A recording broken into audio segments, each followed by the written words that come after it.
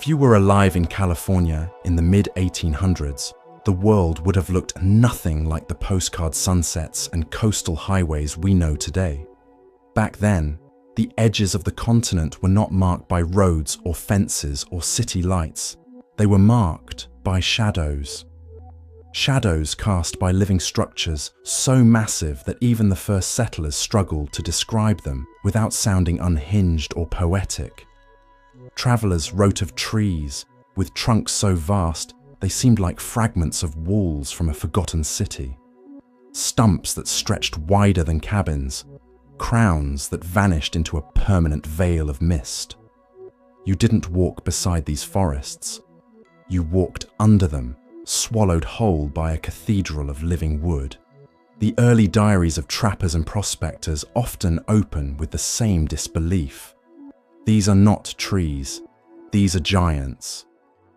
California, before the gold rush frenzy, was a world of titans, a world where the ground was soft with centuries of fallen needles, and the air carried the thick scent of sap, a scent so heavy it clung to clothes, skin, and memory. Forests weren't simply part of the landscape, they were the landscape. Dense, endless, primeval. From the red-blazed mountains of Humboldt to the dark valleys of Santa Cruz, these groves stood as if grown during a different age, an older, stranger earth. Settlers looked up and saw pillars holding the sky. Native tribes told stories of sky trees, living beings that kept the world in balance, creatures of wind and season, whose roots dug deep into the spine of the earth itself. To them, the forest wasn't wood. It was history. It was memory. It was alive in ways forgotten by modern time. And yet, despite their size, despite their age, despite the reverence written about them, within a single generation, a blink in the life of any tree, almost all of them were gone. This is the part of California's past that rarely makes it into textbooks. We hear of miners and mountains of gold, of fortune seekers and lawless towns. But few mention the other rush that began quietly in the shadows of these giants, the rush for timber, the slow and methodical dismantling of forests so ancient that they made the new cities look temporary in comparison.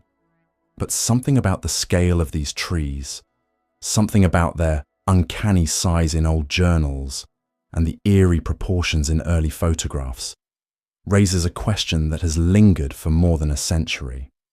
What exactly was cut down, and why did it vanish so completely?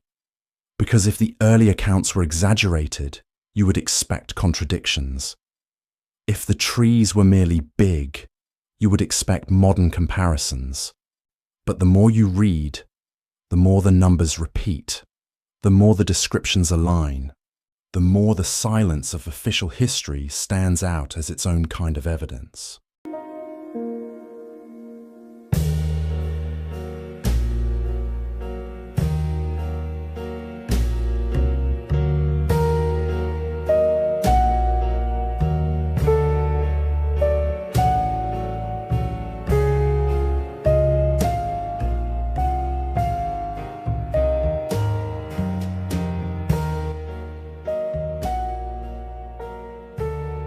You want to understand how the giants fell, you first have to understand the men who swung the axes. By the 1850s, California's forests had become a magnet for the desperate, the wanderers, the dreamers who lost their fortunes in the gold fields. These were not polished men, not engineers, not city builders. They were muscle wrapped in flannel and sweat. Men whose hands were so calloused they could grip the teeth of a saw without bleeding. They lived far from towns, deep in the wilderness where the canopies swallowed the sky, and daylight passed through the redwood trunks like thin spears. Logging camps were not warm, bustling communities. They were rough outposts of bark, canvas, mud, and firelight. Islands of human noise in an ocean of ancient silence, their shelters were thrown together with whatever they could find. Stripped bark for walls, moss for insulation, branches tied with rope. The floors were damp earth. the roofs leaked. At night, the forest groaned, creaked, whispered. And the men, exhausted from 12 or 14 hours of swinging steel, fell asleep, listening to the sounds of beings far larger than themselves. The work was brutal in a way few modern people can imagine. No chainsaws, no engines, no machinery that could match the scale of the giants they faced, just axes weighing as much as a newborn child, and crosscut saws long enough to take 4 men to control. Each sawtooth bite sent vibrations through the wood and up their arms like the pulse of something alive. And in those days, the trees didn't fall in a single afternoon. Felling one of the largest giants could take days, sometimes weeks. The men first built springboards, wooden platforms hammered into the trunk 10 or 15 feet above the ground. Why? Because the base of the tree was too wide to cut through, too dense, too ancient. They had to climb upward just to find a point where the trunk narrowed enough to begin sawing 2 men on each side of the saw, rocking back and forth, hour after hour, until the rhythm felt like a heartbeat. Journals from that era, the ones that survive, describe a strange duality. On one hand, exhaustion, injury, hunger, and danger. On the other, awe so deep it bordered on fear. Some lumberjacks wrote that they felt dwarfed by the forest in a way that threatened their sense of scale, of reality, that standing beside a giant redwood made them feel like they were insects among pillars of another civilization. A few even wrote that the trees seemed to watch, that working near them brought dreams, headaches, or an eerie sense of being trespassers in a place too old for human time. These men were not poets, not spiritualists. But you can feel the truth in their words. The forest was more than wood. It was a world unto itself, ancient and patient, and to cut it was to challenge something far older than the human species. And yet, the lumberjacks kept cutting, not because they wanted to destroy something sacred, but because they needed to survive. The forest seemed endless, eternal. How could a few men with saws possibly make a difference? But the difference was enormous. As logging camps multiplied, as crews spread into valleys and along rivers, as sawmills sprouted like metal parasites along the coast, the rhythm of the forest began to shift. The giants no longer creaked in the wind. They creaked under the strain of steel. Each fall shook the earth for miles. Each stump was a monument to a life that had stood for centuries. And still, something felt off. Many lumberjacks wrote about the strange choices made by the logging companies. Why target the oldest trees first? Why focus on valleys far from easy transport routes? Why begin clearings in areas where no settlements yet existed? These questions linger in their diaries like quiet warnings. Echoes of confusion from men who sensed they were part of something larger, something hidden, something they didn't understand.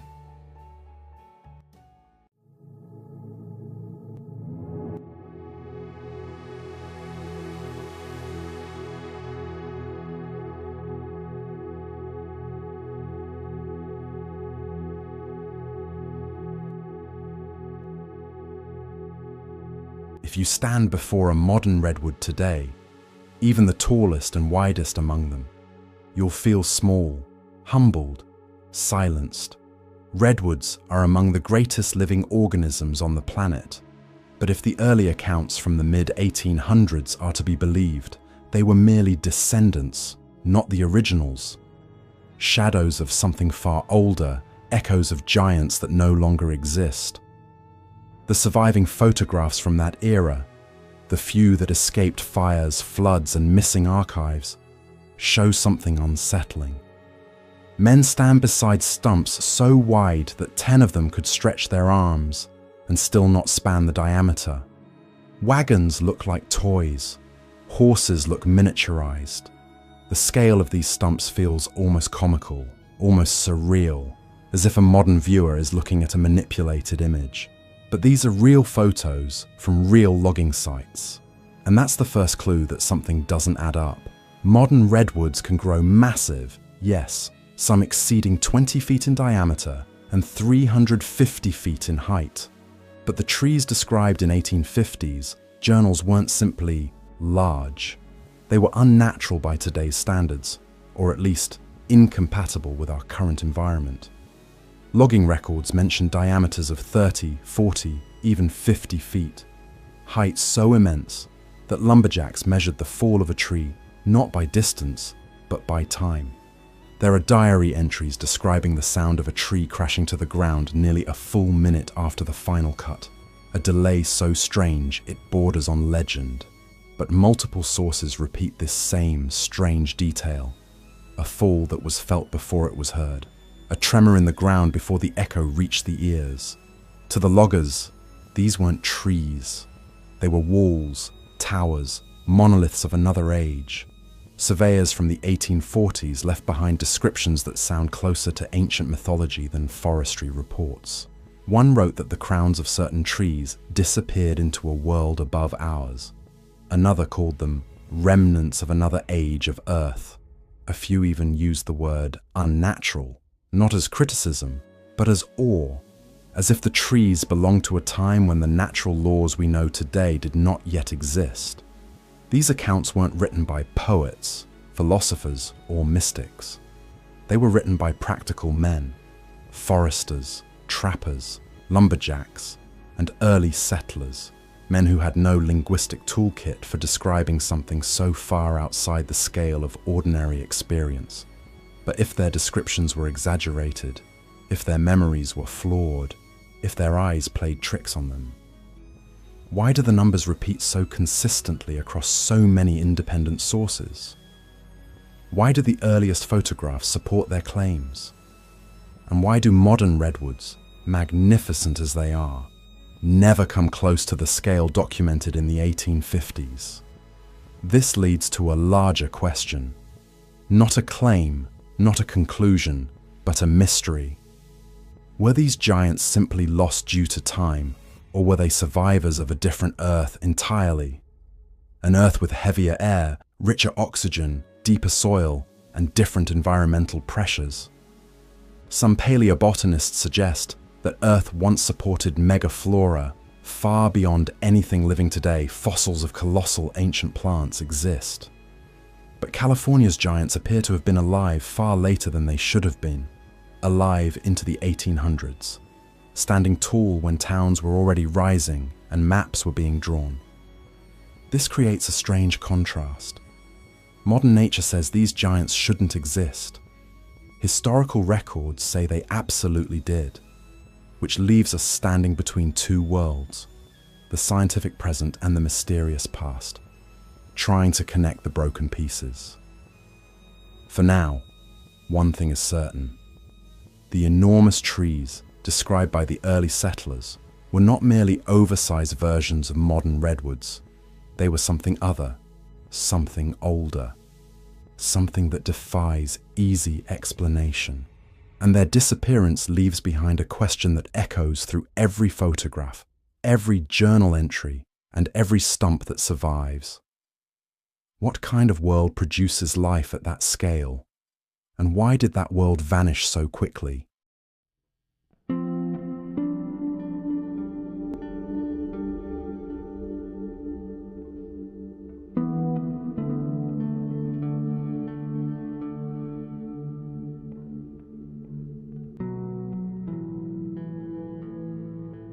If the forests of early California were truly as massive as the journals and photographs suggest, then the pace of their disappearance becomes even more unsettling. It wasn't a slow decline. It wasn't natural depletion. It wasn't random pockets of logging here and there. It was fast, coordinated, targeted. Almost as if someone had drawn invisible circles around certain groves long before the lumberjacks arrived. During the mid-1800s, as the world focused on the frenzy of the gold rush, another operation quietly unfolded in the shadows of the mountains. It did not involve miners, fortune seekers, or the glowing promise of wealth. It involved the forests, specifically the oldest, largest, and most inaccessible sections of them. Records from that time, the ones that survive, tell a strange story. A story of logging companies setting up operations in remote valleys before any major demand for timber existed. A story of trees felled in regions where transportation was nearly impossible. No roads, no railways, no ports nearby. A story of wood being harvested in quantities that didn't match the infrastructure needs of the era. The official explanation was simple. California was growing. Cities needed timber. But when you look closely, the timeline doesn't match. San Francisco was still in its infancy. Sacramento was little more than a cluster of muddy streets. Railroads were years away from large-scale expansion, and yet, enormous, ancient groves, far from civilization, were already being cleared. The question is simple: why cut there first? Lumberjacks of the period asked the same thing in their journals. Some speculated the bosses wanted the best wood, the densest trunks, the tallest cuts. But others noticed patterns that didn't fit economics. Entire groves targeted at once. Camps instructed to clear specific valleys, even if hauling the timber out made little sense. Crews moved from one remote, ancient pocket of forest to another, ignoring younger, more accessible redwoods that would have been easier and cheaper to process.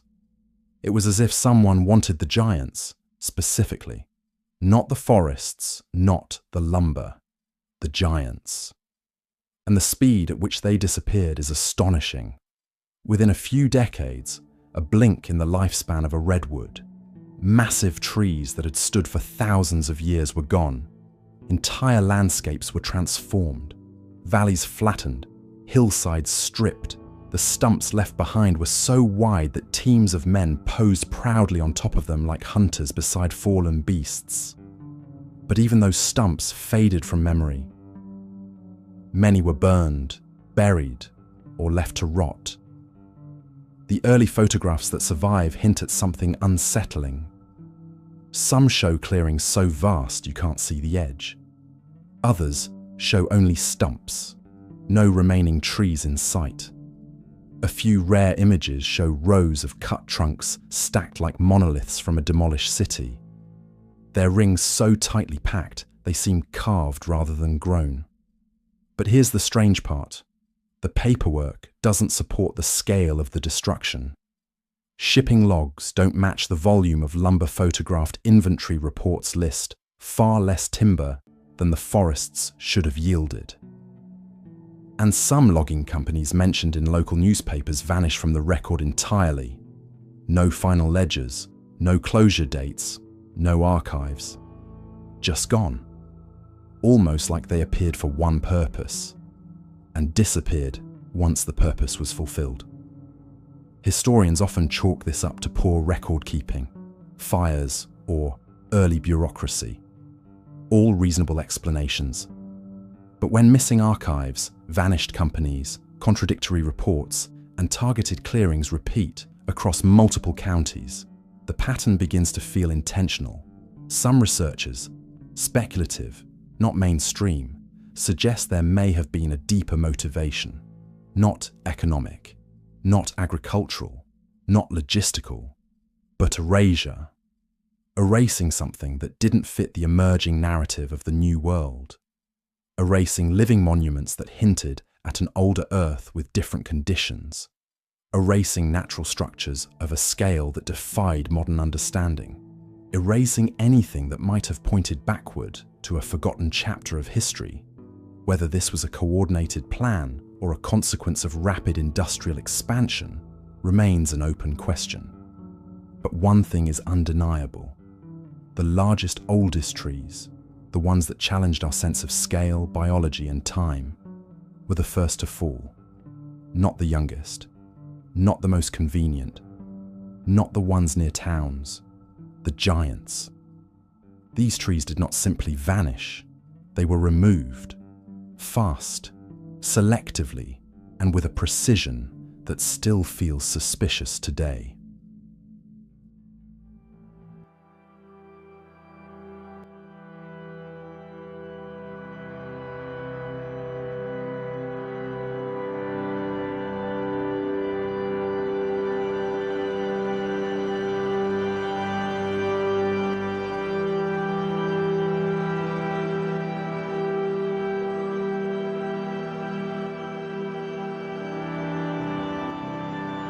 When written records fail and oral memories blur, one kind of evidence remains harder to dismiss: photographs. Not the polished images we know today, but the grainy, sepia-toned glimpses captured by early photographers who likely never realized what they were documenting. The surviving photographs from California's first logging era are haunting, not because of ghosts or shadows, but because of scale. A scale so immense it almost breaks the frame. In one image, a group of lumberjacks stands beside a fallen trunk, their bodies almost swallowed by its mass. 12 men together barely span half its width. Their faces are small, their tools look like toys, and even the ox pulling the timber looks comically undersized beside the tree's enormous ribs of bark. Another photograph shows a stump so wide that a horse-drawn carriage could have parked comfortably on top. The stump rings ripple outward like the side of a geological cliff, thousands of years etched into wooden stone. The ground around it is clear, almost empty, as if the felling of that single giant changed the landscape itself. Then there are the images where the tree lies horizontally across the forest floor, yet still stretches beyond the frame. The photographer couldn't capture the full length, not for lack of trying, but because the lenses and plates of the time simply weren't large enough to contain it. The trunk becomes a blurred wall of bark disappearing into the background like the hull of a ship. Most strange of all is the feeling these photographs give off, a feeling of imbalance, a feeling that something enormous is missing from the world today. The stumps don't look like the bases of trees. They look like foundations of structures, perfect circles, walls rising from the earth, platforms built into the sides where men once stood to cut through the thickest parts. In several images, the giant stumps tower above the standing men, not just wider, but so tall that the men appear knee-height against them.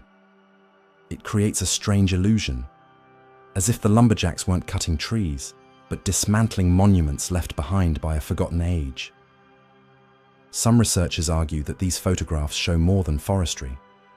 They show the removal of scale itself, the destruction of a natural architecture so enormous that modern forests feel miniature by comparison. Because it isn't just the width of the stumps that shocks the eye. It's the density, the tightness of the rings, the suggestion that these organisms had lived through millennia upon millennia of seasons, storms, cycles, and changes long before any human settlements rose in California. And yet, they were brought down in a matter of weeks. Modern viewers often assume these images must be exaggerated, edited, or distorted by old camera lenses. But carpenters and forestry experts who study the photos point out something unsettling. The axes, the saws, the men, the tools all appear at correct proportions, which means the trees were as large as they appear. So we're left with a question that grows heavier with each photograph. If trees of this magnitude truly existed well into the 1800s, why does our modern world have almost no trace of them?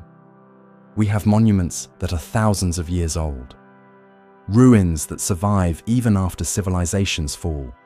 But these giants, the largest living structures on the continent, vanished almost completely. The photographs become a kind of unintentional confession, a record of a world that was erased faster than it could be understood. Evidence of something vast, ancient, and inconvenient to history. A single stump, enormous, alone, silent, with a man standing on top so small he might as well be a child. And in that image, something becomes painfully clear.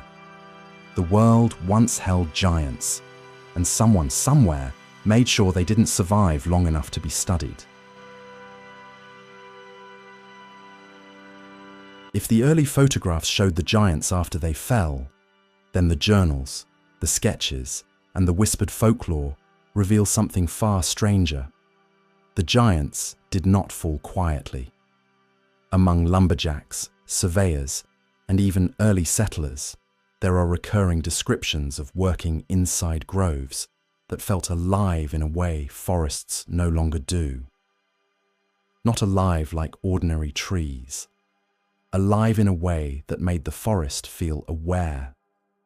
Men who spent months in the deep valleys of Humboldt and Mendocino wrote about a presence in the groves, a heaviness in the air, a sense that the trees themselves were part of some vast, interconnected system. To most historians, these are just poetic exaggerations from exhausted workers. But the consistency of the accounts, across camps, counties, and decades, hints at something deeper. They describe forests that behaved differently.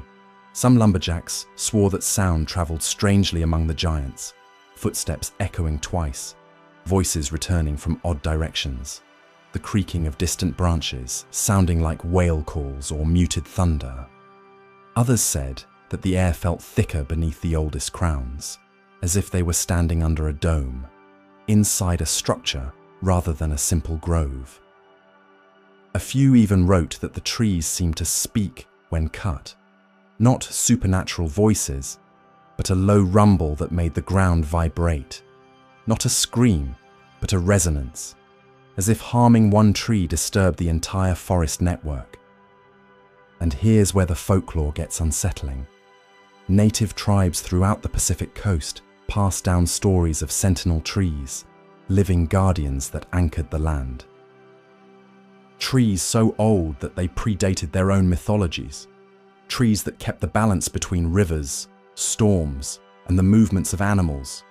Trees that watched centuries without aging the way modern trees do. To them, the giants weren't wood. They were beings.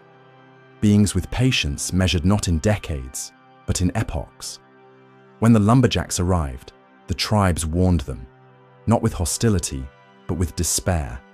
They said, "If you cut the elders, the land will change. When the giants fall, the storms will return. These trees hold the wind." The lumberjacks didn't understand. Their bosses didn't care. What mattered was profit. Or at least, that was the explanation given. But part 6 isn't about logging companies or profits. It's about something stranger. Something that official history glides past too quickly. Why did the environment change so violently after the giants fell? By the late 1800s, less than 40 years after the largest trees were cut, California experienced massive floods, extreme erosion hillsides, collapsing rivers, changing course valleys, drying up wildlife patterns, shifting, and weather that locals could not predict anymore. Newspapers wrote about angry storms, runaway rivers, and vanishing springs. Scientists blamed early settlement. Politicians blamed poor planning. But the oldest tribes blamed one thing: the loss of the giants. In their worldview, the giants weren't just trees.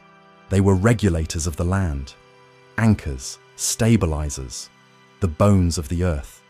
Remove them, and the land becomes unbalanced. This might sound mystical until you consider something modern scientists do acknowledge. Giant trees fundamentally change the environment. Their roots prevent landslides. Their canopies regulate rainfall patterns. Their trunks store unimaginable amounts of moisture. Their shade stabilizes soil temperatures. Their presence cools whole valleys. Now imagine trees triple the size of modern redwoods. Trees thousands of years older. Trees with root systems so deep they might have connected mountain ranges. Trees capable of influencing microclimates across entire regions. The forest wasn't scenery. It was a machine, alive, complex, ancient. And when those machines were dismantled, the land reacted. But here's where the mystery deepens. Several lumberjack journals mention something they weren't allowed to talk about publicly. Trees that did not fall the way they were supposed to. Some cuts would take days to prepare. But when the final wedge was removed, the giant wouldn't fall. it would stand, leaning, murmuring, as if resisting gravity itself. Other times, a tree would fall silent, no thunderous crash, no shaking earth, simply settling into the forest floor, like a sinking ship swallowed by fog. A few crews wrote about trees that healed partially overnight, sap sealing wounds faster than seemed natural. Others described trunks that felt warm to the touch. One foreman even wrote, "I have cut many things in my life, but this is the first time the thing felt aware of being cut." These men were rough, practical, hard-edged. Not spiritualists, not myth-seekers. And yet their accounts sound less like forestry reports and more like encounters with something they didn't fully understand. And then there's the strangest detail of all. Some trees, the biggest, oldest, most massive, were not felled by lumberjacks. They were already dead, standing like colossal skeletons, hollowed out as if burned from the inside with no sign of fire. How does a tree the size of a modern skyscraper die from within while still standing? What force creates that pattern? Scientists have theories. Folklore has darker explanations. Speculative researchers suggest these dead giants might have been remnants of a different environmental era, living artifacts left behind after some cataclysm long before humans arrived. And that brings us to the core mystery of Part 6. Were the giants simply trees, or were they the last remnants of a world older than our recorded history? Because if they were just trees, their removal shouldn't have altered California so dramatically. But it did. If they were just trees, their scale shouldn't dwarf modern species to an almost impossible degree. But it did.